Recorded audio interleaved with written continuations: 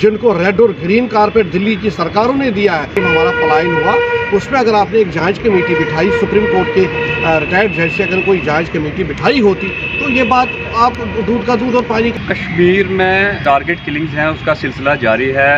PM package के तहत कश्मीर में लगे कश्मीरी एम्प्लॉई और जम्मू से रिज़र्व कैटेगरी एम्प्लॉई जो कश्मीर में नौकरी कर रहे हैं, वो सभी इन दिनों जम्मू में हैं। वो प्रोटेस्ट कर के दौरान जब ये सारी चीज़ें चल रही हैं, गवर्नमेंट अपनी तरफ से अपनी बातें कह रही है।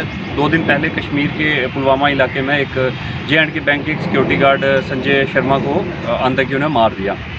हालांकि पुलिस ने उन आतंकियों को भी मार गिराया अवंतीपुरा एनकाउंटर में, जिन्होंने जो कांड में इन्वॉल्व थे। इस बारे में चर्चा करेंगे Jammu Kashmir Nationalist People's Front के वाइस प्रेसिडेंट राकेश कोल जी से। देखिए, वैसे तो एक जम्मू कश्मीर का नागरिक होने के हम ये देख रहे हैं कि जो टारगेट किलिंग स्टार्ट हुई है अक्टूबर 2021 से, वो थमने का नाम नहीं ले रही। इसमें गवर्नमेंट जो अपने दावे कर रही है तो दावे आपके सामने हैं, क्या है क्या नहीं, सब सामने कहने की ज़रूरत नहीं है। आपने बात छेड़ी है पीएम पैकेज एम्प्लॉइज़ की और रिज़र्व कैटेगरी के लोगों की।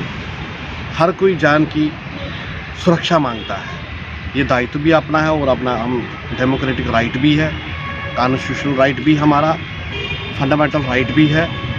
तो इन्होंने कभी इनकार नहीं किया कि हम सर्विस नहीं करेंगे, हम सहयोग नहीं देंगे, क्योंकि उन्होंने ऐसी ऐसी परिस्थितियों पर वहाँ सर्विस की है जब सर्विस करना बहुत मुश्किल था। हमारी जो कम्युनिटी ने जो 90 का जो हमारा पलायन हुआ, 90 के पलायन के बाद हमने दुख ही दुख देखे। कभी हमें ये बोला गया कि आपके बगैर कश्मीर अधूरा है, आपके बगैर कश्मीर का ये जो भाग अधूरा है। ये हर किसी पार्टी ने भी, चाहे जिसने शासन किया है या जो शासन कर रहा है, मगर आज तक वो 3 महीने जो 33 साल में बदल गए हैं, आज तक वो कुछ ग्राउंड पर नहीं कर पाए।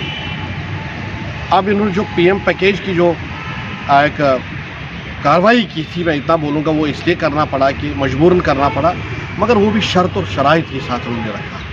मतलब मैं बताऊँगा आपको, एक वक्त ऐसा था जब एक किचन में 4-4 फैमिली खाना बना रही थी। कोल साहब, आपने जिक्र किया 90s का, तो क्या मतलब अभी ये माना जाए कि 90s जैसे हालात हैं कश्मीर में कि वहाँ पे जो माइनॉरिटीज़ जो नॉन मुस्लिम हैं वो सुरक्षित नहीं हैं, चाहे वो कश्मीरी पंडित हो, चाहे फिर वो रिजर्व कैटेगरी के लोग हों? देखिए, जो टारगेट किलिंग हुई है, इसमें जो इन्वॉल्वमेंट हुई है, इसमें एक इन्वॉल्वमेंट हुई कश्मीरी पंडित की, रिजर्व कैटेगरी एम्प्लॉइज़ की, या जो प्रवासी वहाँ काम कर रहा था, चाहे वो विजय कुमार था या चाहे वो बिहार का मजदूर था। नहीं, टारगेट किलिंग में कश्मीर के जो मुस्लिम लोग हैं, जो प्रो इंडिया हैं, मैं वो भी बताता हूँ। और उसके साथ साथ जो हमारे पुलिस के कर्मचारी हैं जो सिक्योरिटी में वहाँ, क्योंकि आप खुद देखें, हमने खुद देखा, जो बच्चों का सामान लेने गए बाज़ार, वो किताब कापी कलम, तो उसके सामने जब उस बच्ची के सामने उसके बाप को गोली मारी।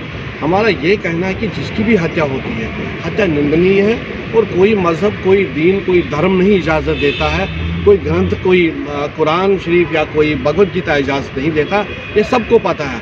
अब सियासी पार्टी अपनी रोटियां सेकते हैं, कारकर्दगी अगर उनकी नालायकी नहीं होती है तो माइग्रेशन नहीं होती, अगर उनकी ये नालायकी नहीं होती है तो इस दहाने पर हम नहीं पहुंचते हैं, अगर उनकी नालायकी नहीं होती है तो हम एक दूसरे पर शक नहीं करते हैं। तो कौन सा आप ये कहना चाह रहे हैं कि ये गवर्नमेंट की नालायकी है कि जो माइग्रेंट लोग बड़ी देर से वहाँ फिर जाके बसे, मतलब 90s के बाद फिर वहाँ पे जाके बसते हैं, नौकरियाँ करते हैं, काम करते हैं, आज उनको मारा जा रहा है, उनको जान का खतरा। और बसा, देखिए, बसा कोई नहीं है वहाँ, बल्कि जो एक पीएम पैकेज के ताकि एक रिहेबिलिटेशन प्रोग्राम है। बसने की बात तो बड़ी दूर है।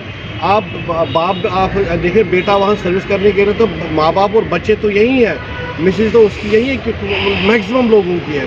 बसना उसको बोलते हैं जब हम यहाँ से उठे और वहाँ अपना घर बार बसाएंगे, तो बसर उसको बोलते हैं। ये तो एक टेम्प्रेरी एक ऐसा उठाया था कि एक प्रयोग किया था उन्होंने कि अगर हम ऐसा करेंगे तो क्या होगा, मगर वो आपके ग्राउंड में सारा उसका नतीजा क्या निकला है। जो टारगेट किलिंग या टारगेट किलिंग से पहले जो हत्याएं होती थी, चाहे वो नाड़ी मर्ग की थी, चाहे वो संग्रामपुर की, चाहे वो चट्टी सिंहपोरा की, तो उस वक्त तो आपको पता है कि किस तरह लोगों को मारा जाता था। वो भी तो एक वक्त था, मगर फिर भी हमने कोशिश की कि नहीं, हम गवर्नमेंट ने कोई अगर कदम उठाया, हम गवर्नमेंट के साथ साथ चलेंगे। तो हम गए वहाँ, हमने ज्वाइन किया है, वहाँ सर्विस कर रहे हैं बड़े अच्छी तरीके से, उनके लोगों के साथ भी उठना बैठना है। मगर जो बीच में टारगेट किलिंग है कि इसमें खुद गवर्नमेंट बोल रही है ये हाइब्रिड मिलिटेंसी है, इसमें पता नहीं चलता कौन कहाँ से आता है, कौन क्या है। इनके पास जो वेपन्स है बहुत छोटे हैं, वो वेपन्स कहाँ से आते हैं ये भी एक जांच का विषय है। हम हर वक्त बोलते हैं हालात वहाँ होने नहीं थे। अगर आपने 90 में हमारा पलायन हुआ उसमें अगर आपने एक जांच कमेटी बिठाई, सुप्रीम कोर्ट के रिटायर्ड जज से अगर कोई जांच कमेटी बिठाई होती तो ये बात आप दूध का दूध और पानी का पानी होता। कौन किसकी इन्वॉल्वमेंट थी, किसके शाही पे हुआ था, क्यों हुआ था, कैसे हुआ था, ये तो जज किसी गवर्नमेंट ने आज तक ऐसा कदम उठाया नहीं। ये आप पहली बार देख रहे हो कि वर्ल्ड में कहीं जगह अपने ही देश में अपने ही लोग शरणार्थी हैं। और सब लोग ये कह रहे हैं कि कश्मीर फाइल जो मूवी आई थी उसके बाद ये घटनाएं बढ़नी शुरू हुई, इसमें कितनी सच्चाई है? देखिए, कश्मीर फाइल्स में जो दर्शाया गया बहुत कम दर्शाया गया। कश्मीर का जो फाइल में दर्शाया गया एक लिमिटेड है और जहाँ तक उनकी पहुँच थी, कश्मीर फाइल बहुत कुछ है। अगर कश्मीर फाइल बनाई जाएगी तो उसका कहीं जवाब नहीं आएगा। तो मतलब आपका ये कहना है 88, 89 और 90 में कश्मीर दलितों के साथ हुआ है वो पूरी घटना उसमें नहीं है। हम मानते हैं कि उसमें चुभा उन्हीं लोगों को जिन लोगों को 90 में उसमें उनकी शमूलियत थी, जिन्होंने 90 में उस दशा पर जम्मू कश्मीर को पहुंचाया है, पूरे आग में झोंक दिया जम्मू कश्मीर को।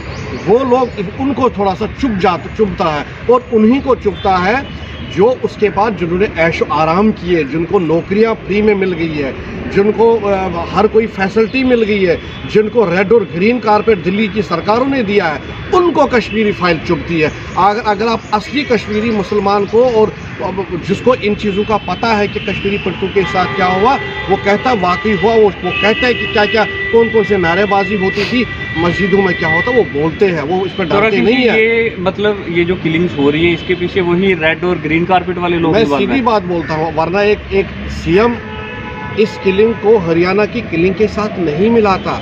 अगर जो कश्मीर की दाद देता है, कश्मीर का भाईचारा और 47 की भाईचारा की बात करता है, वो 90 में उसका भाईचारा कहाँ गया था? वो कोई खो गया था? 84 में जो अनंतनाग में ही हमारे मंदिर जला दिए गए, हमें लूटा गया है, उस वक्त वो कहाँ था? वो भाईचारा उनको याद नहीं आया। उन्हीं की इन्वॉल्वमेंट थी हर वक्त, चाहे 84 हो, चाहे 90 हो और चाहे आज है। अगर इंक्वायरी लगेगी, इन्वॉल्वमेंट उन्हीं लोगों की मिलेगी जिनको आजकल ये मिर्चियाँ लग रही है, जो आजकल खाई वो दुख प्रकट करते हैं, वो करते हैं। अब इसमें कमेटी नहीं बिठाती ना गवर्नमेंट, मुसीबत तो ये है। इसमें अगर एक जांच कमेटी बैठती सब कुछ पता चलता है कौन क्या करता है।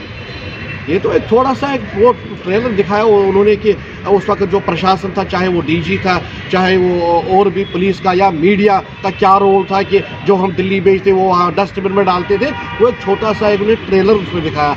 हुआ वही, मशीरुल हक को किसने मारा, मशीरुल हक बहुत बड़ी एक हस्ती थी, उसको किसने मारा, ये मतलब एक सोचने वाली बात है। तो इसमें अब उनको तो मुश्किल होता ही है कि जब कोई चीज़ जो सच्चाई सामने आती उनको प्रॉब्लम हो। तो ये थे राकेश कोल जी, जिन्होंने बताया कि ये जो किलिंग्स हैं ये 90s के बाद से लगातार होती आ रही हैं। ये सिलसिला जो 90s में शुरू हुआ था वो अभी तक जारी है। चुन कर लोगों को मारा जा रहा है, जो प्रो इंडिया लोग हैं वहाँ पे उनको मारा जा रहा है। तो उन्होंने एक चीज़ और भी कही कि अगर गवर्नमेंट जो 90s में हुआ था उसकी इंक्वायरी करती, उस पर एक इंडिपेंडेंट प्रोब होता, तो शायद ये चीज़ें आज थम गई होती।